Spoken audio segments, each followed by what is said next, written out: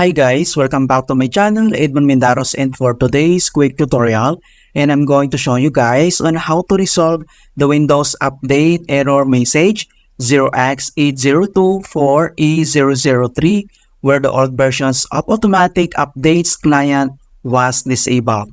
Alright, so without further ado, and let's go ahead. Ang next step ay dito lang sa searching bar ng ating computer ay kailangan lang natin i-search yung cmd or ito yung tinatawag na command prompt. And then next ay select mo lang dito yung run as administrator. So dito sa administrator command prompt ay kailangan lang natin i-enter ang command keyword na sfc /scannow. So one word yung /scannow, and then next step ay press mo lang yung enter.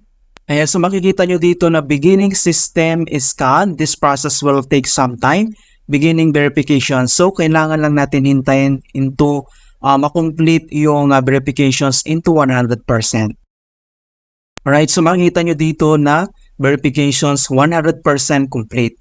Okay, so ang next command keyword na kailangan lang natin enter dito ay itong dism /online /cleanup-image /RestoreHealth. So, kailangan lang natin ito i-copy.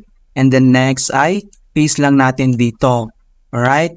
And then, kailangan lang natin i-press yung enter. So, kailangan ulit natin ito hintayin into 100% complete yung process po niya. Alright, so makikita nyo dito na the operations completed successfully. Okay, so the restore operations completed successfully dito. Okay, so all commands complete process. So ang next step ay kailangan lang natin dito mag-restart. Okay, so click mo lang tong start menu and then click mo lang tong restart para ma-fix yung problem. So ganoon lang po kasimple kung paano natin i-fix ang Windows Update error code 0x8024A003 in Windows 11. Alright, so please don't forget to like this video and subscribe to my channel for more quality content. Thank you guys and see you in my next tutorial.